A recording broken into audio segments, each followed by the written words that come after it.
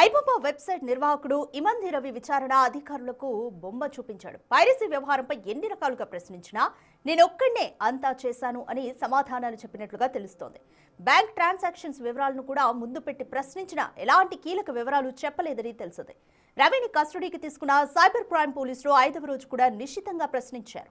వేర్వేరు బ్యాంకుల అధికారుల నుంచి రవి జరిపిన 20 కోట్ల ఐబొమ్మ ట్రాన్సాక్షన్ వివరాలను తెప్పించుకొని వాటిని ఎదురుగా పెట్టి మరీ ప్రశ్నించారు. రవి తన చెల్లెలు చంద్రికతో పాటు స్నేహితుడు నిఖిల్ మరికొందరికి పలుమార్లు డబ్బు పంపినట్లు నిర్ధారణ కావడంతో ఆ లావాదేవీల గురించి అడిగారు.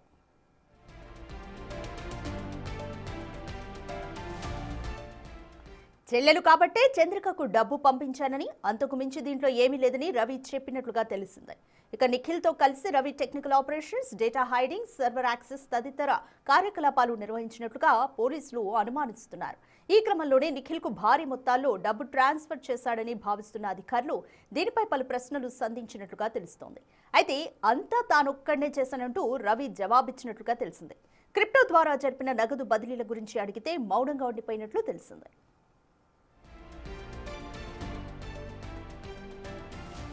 కస్టడీకి తీసుకుని 5 రోజుల పాటు విచారించిన దర్యాప్తు అధికారులు రవి నుంచి కీలక సమాచారాన్ని రాబట్టలేకపోయారని తెలిసింది. మొదటి రోజు వెబ్సైట్, సర్వర్లు, బెట్టింగ్, గేమింగ్ యాప్ నిర్వాహకులతో ఉన్న సంబంధాల గురించి దర్యాప్తు చేశారు అధికారులు. అయితే పాస్వర్డ్స్ గురించి అడిగారు. అయితే తనకేమీ గుర్తులేదని రవి చెప్పినట్లుగా తెలుస్తోంది.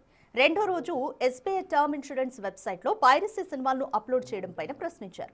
పైరసీలో నీకు సహకరిస్తున్న వారే ఈ పని చేసి ఉంటారు, వాళ్ళెవరు అని అడిగితే జవాబుగా రవి అంతా తానొక్కడనే చేశానని జవాబిచ్చినట్టుగా తెలిసింది.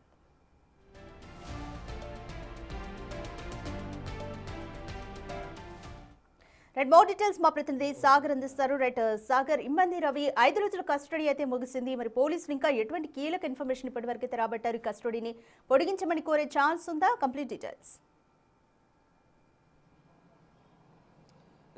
ఐబొమ్మ రవి కేసులో సైబర్ క్రైమ్ పోలీసుల 5 రోజుల కస్టడీ విచారణ అనేది నిన్నటితో పూర్తయింది. నిన్న నాంపల్లి కోర్టుకు తరలించారు. కోర్టు ఆదేశాల మేరకు చంచల్గూడ జైలుకు తరలించారు. అయితే మరో కేసులో ఇంకా మొత్తం 5 కేసులు ఇమంది రవి పైన నమోదయ్యాయి. అందులో ఒక కేసు పైన మాత్రమే ఇప్పటికే రిమాండ్ విధించారు. ఇంకా మిగతా 4 కేసులు కూడా పీటీ వారెంట్ మీద అదుపులోకి తీసుకొని ఇంకా లోతుగా విచారించాలని చెప్పి సైబర్ క్రైమ్ పోలీసులు భావిస్తున్నారు.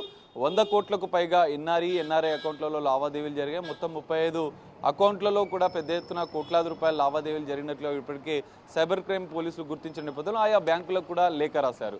సో బ్యాంకుల నుంచి లేఖ వచ్చిన అనంతరం కూడా ఇంకా మరింత ఐబొమ్మ ఆర్థిక లావాదేవీలు, ఎందుకంటే బెట్టింగ్ యాప్తో పెద్ద ఎత్తున సంబంధాలనే కోట్లాది రూపాయలు ఆర్జించాడని ఇప్పటికే సైబర్ క్రైమ్ పోలీసులు అనుమానిస్తున్న నేపథ్యంలో బ్యాంకుల లావాదేవీల అంశం వచ్చిన అనంతరం, క్లారిటీ వచ్చిన అనంతరం మరింత లోతుగా దర్యాప్తు చేయాలని భావిస్తున్నారు. డొమైన్ల విషయంలో ఇప్పటికే యుఎస్ కంపెనీ ఈఆర్ ఇన్ఫాటెక్ పేరుతో ఎన్ని డొమైన్లు కొన్నాడన్న అంశాలు ఇప్పటికే సైబర్ గురించారు.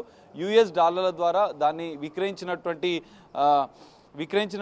ఇన్వాయిస్లను కూడా పోలీసులు స్వాధీనం చేసుకున్నట్లు తెలుస్తుంది. దాదాపు 10-15 వెబ్సైట్లను, బెట్టింగ్ యాప్స్లను తన ఐబొమ్మ స్క్రీన్ పైన వచ్చే విధంగా కూడా తాను ప్రమోట్ చేస్తూ పెద్ద ఎత్తున కోట్లాది రూపాయలు ఆర్జించారు. 100 కోట్లకు పైగా ఈ విధంగా లావాదేవీలు జరిగినట్లు కూడా పోలీసులు భావిస్తున్న పరిస్థితి. అయితే ఇప్పటికే బెయిల్ పిటిషన్ కూడా ఇప్పటికే ఐబొమ్మ రవికి సంబంధించినటువంటి అడ్వకేట్ శ్రీనాథ్ వేశారు. నిన్న మీడియాతో మాట్లాడుతూ కూడా కొన్ని అంశాలు చెప్పారు. సో 2-3 కేసులు నమోదయ్యాయి.